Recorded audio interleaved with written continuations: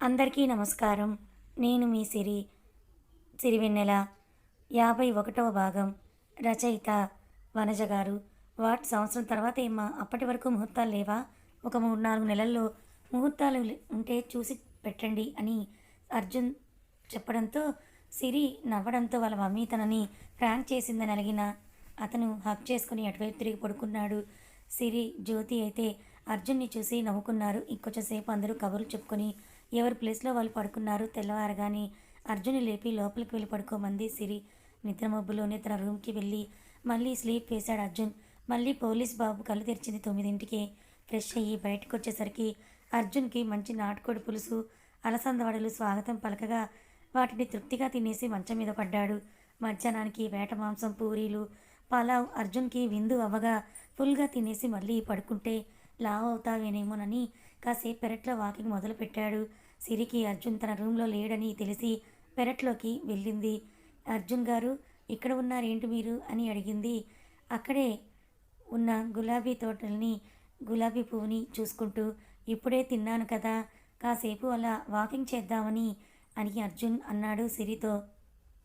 అబ్బో, 2 రోజులు మా తిండికే లావేమీ అయిపోతారని భయమా అని సిరి కిలకలా నవ్వేసరికి, అవును మరి, పెళ్ళి కనుక అయ్యుంటే తినడానికి సరిపడా తిని ఆ తర్వాత ఎక్సర్సైజులు చేయాల్సి వచ్చేది.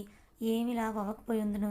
ఇప్పుడు ఆ ఎక్సర్సైజ్ చేయలేను కదా, అందుకే కనీసం వాకింగ్ అన్నా చేస్తున్నా అని సిరి ఫీలింగ్స్ అబ్జర్వ్ చేస్తూ అన్నాడు అర్జున్. పొండి అర్జున్ గారు, మీతో సరదాగా మాట్లాడదామని వస్తే మీరు అన్నీ ఏదో మాటలు అంటున్నారు, నేను వెళ్ళిపోతా అని సిరి అంటే, ఆహా, నేను పిలవలేదు, నువ్వే వచ్చావు వంశ్. నా దగ్గరికి వచ్చిన తర్వాత నేను అంత ఈజీగా ఎలా వదిలేస్తానమ్మా అంటూ అర్జున్ సిరి డ్రెస్ చున్నీని లాగి దగ్గరికి తీసుకున్నాడు. దెబ్బకి అతని ఎదపై వాలిపోయింది ఆమె. ఏంటలా చూస్తున్నావని అర్జున్ అడగడంతో, ఊహు, ఏం లేదని తలదించింది సిరి. నేను నైట్కి వైజాగ్కి వెళ్ళిపోతున్నానన్నాడు అర్జున్. ఈసారి ఆమె అప్పుడేనా అని అడగలేదు. ఎందుకంత అడిగినా ఉండడు, వద్దన్నా ఆగడు కాబట్టి, అన్నీ అర్థం చేసుకుంది కాబట్టి. అని సైలెంట్ అయిపోయింది సిరి.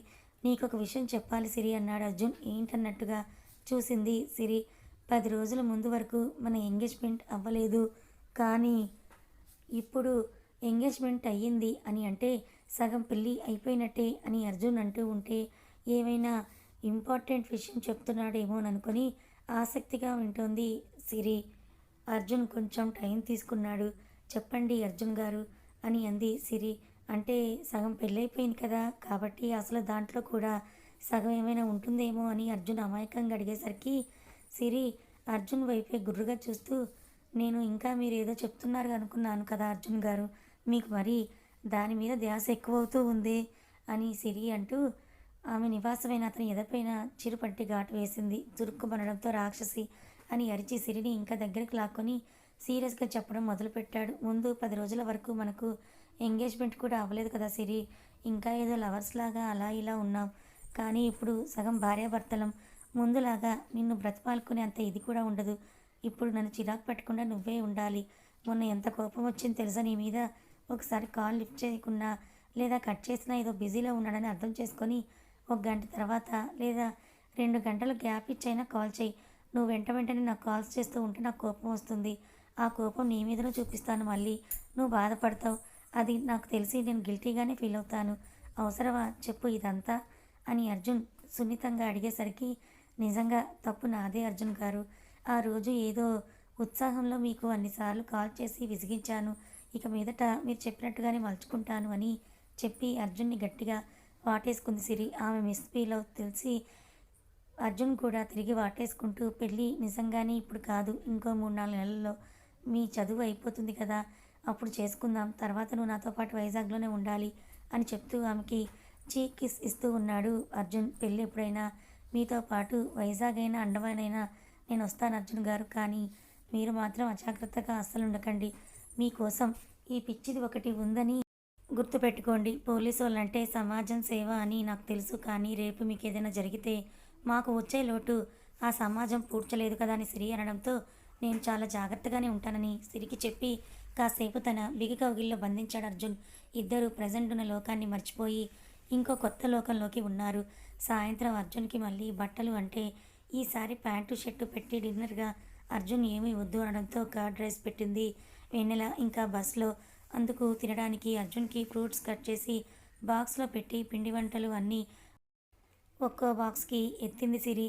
బస్ టైం అవడంతో అందరికీ ఒకేసారి బాయ్ చెప్పి జ్యోతి వంక చూస్తూ మమ్మీ మీరెప్పుడు వెళ్తారు అని అడిగాడు అర్జున్. రేపు వెళ్తున్నాం అర్జున్ అని రామచంద్ర చెప్పడంతో ఈ పిల్లని కూడా తీసుకుపోండి డాడీ, 10 రోజుల నుండి క్లాస్ మిస్ చేసిందని అర్జున్ చెప్పడంతో అలాగే లేరా, అది లేక నాకు కూడా చాలా బోర్ కొట్టిందని చెప్పి అర్జున్ని దగ్గరికి తీసుకొని నుదుటన ముద్దాడి సాగనంపింది జ్యోతి. నరేష్ సురేష్ వెళ్ళి అర్జున్ని వైజాగ్ బస్ ఎక్కించి వచ్చారు. సిరికి అర్జున్ లేకపోవడంతో చాలా లోన్లీగా అనిపించి కాస్త తిని తన రూమ్కి వెళ్ళిపోయింది. పెళ్ళయ్యాక కూడా నేను ఇలాగే ఒక్కదాన్నే ఉండాలేమో అనుకుంటూ కళ్ళు మూసింది సిరి. మరుసటి రోజు పొద్దున్న టిఫిన్లు కాఫీలు అయ్యాక రామచంద్ర జ్యోతికి కూడా బట్టలు పెట్టారు. రామయ్య జానకమ్మ పండక్కి పెట్టారు కదా, మళ్ళీ అవసరమా అన్నయ్య అని జ్యోతి అడగడంతో అవి పండగకి తెచ్చినవి, ఇవి పసుపు కుంకుమల కింద వస్తున్నవి అని జానకమ్మ చెప్పింది. వాళ్ళంతా పాటుగా వెళ్ళడానికి అన్నీ సర్దుకుంది సిరి కూడా. రామయ్య కొన్ని దస్తావేజులు జ్యోతికిచ్చాడు. వాటిని చూస్తూ ఏంటన్నయ్య ఇవి అంటూ ఓపెన్ చేస్తూ అడిగింది జ్యోతి. పొలమమ్మ నీదే, నాదా, ఇప్పుడెక్కడిది, ఎందుకు అని జ్యోతి అయోమయంగా అడగడంతో అదేంటమ్మా అలా అంటావు, రామచంద్ర కూడా అదే అడిగాడు డౌట్గా. నీదే అంటే మీ అమ్మది జ్యోతి, ఆవిడ పుట్టింటి నుండి పసుపు కుంకుమ కింద వచ్చింది నీకు. మీ అమ్మకి ఒక్కతే కూతురని మీ ఆస్తి మొత్తం బాబాయ్ కొడుకులు చేరేయడంతో వాళ్ళు ఇది కూడా మీ నాన్న ఆస్తే అని ఇన్ని రోజులు పట్టించుకోలేదు. మా అమ్మ చెప్పడంతో ఇప్పుడు నేను వెళ్ళి అడిగితే మాకు తెలియదు, ఆడపిల్ల పసుపు కుంకుమ మాకెందుకు అని ఇచ్చేశారు, అదే నీకు ఇప్పుడు ఇస్తున్నానని రామయ్య చెప్పడంతో ఓహో ఏమో అన్నయ్య, ఈయనకి పెట్టాల్సింది పెట్టారు, ఇక అమ్మ చనిపోయాక చూశారు కదా మళ్ళీ వెన్నెల వల్లనే ఈ ఊరికి రావడం, ఇక ఇవన్నీ ఎప్పుడు చూసుకోవాలని చెప్పి ఆ కాగితాలను అమ్మకి గుర్తుగా చూసుకుంది జ్యోతి. నీకేం కూతురు లేదు కదా జ్యోతి, అవన్నీ వెన్నెలకిచ్చేయని రామచంద్ర అనడంతో ఆ ఇవెందుకు ఇస్తానండి అంది జ్యోతి. మరేం చేసుకుంటావే అని రామచంద్ర అడిగితే అందరూ ఆవిడికి పుట్టింటి మమకారం అనుకున్నారు, కానీ రామయ్యకే తిరిగి ఆ పేపర్స్ ఇచ్చేస్తూ ఇవి నీ దగ్గర పెట్టుకో అన్నయ్య, ఎవరికైనా కౌలుకిచ్చేయి, నాకంటే ఎలాగో కూతురు లేదు, రేపు నా కొడుక్కి కూతురు పుట్టి నానమ్మ నాకేమి ఇస్తావు అని అడిగితే ఇది ఇచ్చేస్తానని చెప్పింది. దాంతో అందరూ నవ్వుతూ చూశారు. ఏంటే అలా చూస్తున్నావు, నీకు ఇవ్వలేదనా అని జ్యోతి సిరిని అడగడంతో ఆహా ఏం లేదత్తయ్య అని చెప్పి జానకమ్మతో తను బొట్టు పెట్టించుకొని తాంబూలం తీసుకొని అందరూ కలిసి వచ్చిన కారులోనే వెళ్ళిపోయారు. వెన్నెల కూడా వెళ్ళిపోవడంతో ఇల్లంతా బోసిగా అయిపోయింది. ఎవరికి వారు కాసేపు వెన్నెల అల్లరిని తలుచుకొని కాస్త బాధపడ్డారు. కానీ సమయం ఎవరి కోసం మారకుండా ఉండదు కదా అని ఎవరి పనుల్లో వాళ్ళు బిజీ అయిపోయారు. జ్యోతి వాళ్ళు ఇంటికి వెళ్ళడంతోనే రాత్రి అయిపోయింటే ఏదో కాస్త తిని అందరూ బెడ్ల మీద పడిపోయారు. అప్పులో అప్పు గందోడి అప్పు అన్నట్టు ఇంకో రోజు కాలేజీకి పోకపోతే ఏం కాదులే అని నెక్స్ట్ డే కూడా లీవ్ పెట్టి రెస్ట్ తీసుకుంది సిరి. ఆ తర్వాత మండే కాలేజ్కి వెళ్ళగానే ఎప్పుడు తన పక్కన కూర్చొని ఫ్రెండ్గా వచ్చి ఏంటే వినెల ఇన్ని డేస్ రాలేదు అని అడిగితే జరిగిన దాంట్లో దాచిపెట్టేది ఏమీ లేదు కాబట్టి ఆ పక్క ఫ్రెండ్కి తనకు జరిగిన ఎంగేజ్మెంట్ చెప్పుకుంది సిరి. అంతే. నెక్స్ట్ పీరియడ్ వచ్చేసరికి ఆ మ్యాటర్ కాస్త క్లాస్ మొత్తం కూడా లీక్ అయిపోయి అందరూ వచ్చి వెన్నెలకి కంగ్రాట్స్ చెప్తూ ఉన్నారు. వెన్నెల నీకు కాబోయే హస్బెండ్ ఎవరు అని అడిగితే వెన్నెల ఫ్రెండ్ ఇంకెవరు, మనం అప్పుడప్పుడు చూస్తూనే ఉన్నాం కదా, వెన్నెలని పికప్ డ్రాప్కి ఒకసారి వస్తారు, ఆయనే పేరు తెలియదు కాదు, ఆయన మాత్రం ఏసీపీ అని గొప్పగా చెప్పేసరికి సిరి స్మైల్ ఇస్తూ అవును అని చెప్పింది. దాంతో ఫస్ట్ ఇయర్ నుండి వెన్నెలకి తెగ ట్రై చేస్తున్న 2-3 అబ్బాయిలు నీరుగారిపోయారు. ఇంకా సిరి ఫియాన్సీ పోలీసు అని తెలిసి భయపడిపోయి మనసులో వెన్నెలతో రాఖీ కూడా కట్టేసుకొని సిరి వైపు చూశారు బేలగా. నెక్స్ట్ పీరియడ్ ప్రగతి మేడందే కావడంతో అందరూ అరుస్తూ గోలగోలగా ఒకచోటే గుమిగూడి ఉండడంతో students what's going on their అని గట్టిగా అరిచి డస్టర్ని టేబుల్ మీద గట్టిగా కొట్టింది ప్రగతి. ఆమె వాయిస్కి భయపడి అందరూ ఎవరి ప్లేసెస్లో వాళ్ళు కూర్చోగా అప్పుడే వెన్నెలను చూసింది ప్రగతి.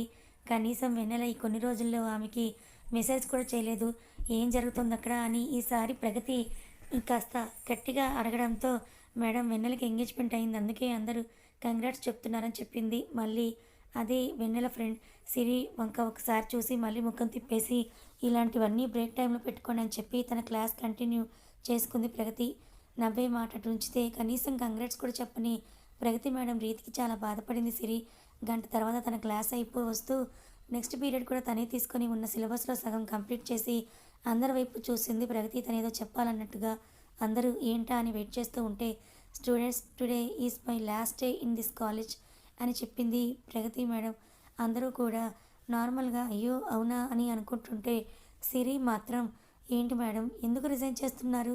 సార్కి ఇంకో ఊరేమైనా ట్రాన్స్ఫర్ అయ్యిందా? ఇక్కడ 2 ఇయర్స్ వరకు ట్రాన్స్ఫర్ లేదు కదా అని అన్నారు. మరి ఎందుకు ఇలా? ఒకవేళ మేడం ఏమైనా కన్సీవ్ అయ్యారా అని ఆ ఊహకి సంబరపడిపోయి ప్రగతి మేడం వంక చూసింది. అందరూ అప్పటికప్పుడు మేడంకి వీడ్కోలు పలకాలని మనీ వేసుకొని పఫ్ అండ్ కూల్ డ్రింక్స్తో బయటే చెప్పారు. ప్రగతి మేడం అంటే భయం ఉన్నోళ్ళు మాత్రం పీడా పోయిందనుకొని గప్చుప్గా ఉన్నారు. మేడం అని సిరి దగ్గరికి వెళ్ళబోతే ఇంకా తన వల్ల ఉండటం కాక ప్రగతి పక్కకి తప్పించుకుంది. ఎందుకు ప్రగతి మేడం ఇలా కావాలని చేస్తున్నారు అనుకుంటూ తను కూడా ఒక పక్కకి వెళ్ళిపోయింది. లంచ్ బ్రేక్లో సిరి తను తినడం మానేసి మరీ స్టాఫ్ రూమ్లో ప్రగతిని పట్టుకుంది.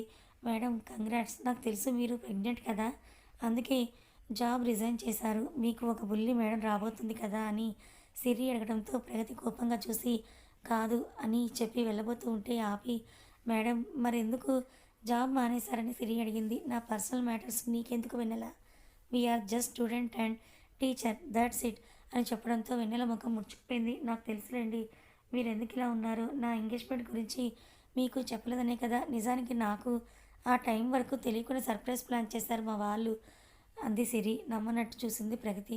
నిజం మేడం, నేను నమ్మండి, కావాలంటే ఒట్టు అని సిరి చేతిని తన తల మీద పెట్టుకుంటే ఆపేసి నమ్మాలే ఇక ఆపు, ఈ అలకముఖం చూడలేకున్నామని ప్రగతి కూడా నవ్వేసింది. అమ్మయ్య నవ్వేశారు, ఇప్పుడు చెప్పండి మేడం ఎందుకు మీరు అంత సడన్గా రిజైన్ చేశారు అని మళ్ళీ అడిగింది సిరి. ఏం లేదు సిరి, నాకే ఇంకా వర్క్ చేయాలనిపించలేదు, మేము ఉండేది ఇద్దరం, సంపాదించి ఏం చేసుకోవాలి, అందుకే నా టైంని మీ సార్కే ఇచ్చేద్దామని జాబ్ మానేశానని చెప్పి తప్పించుకొని వెళ్ళిపోయింది ప్రగతి.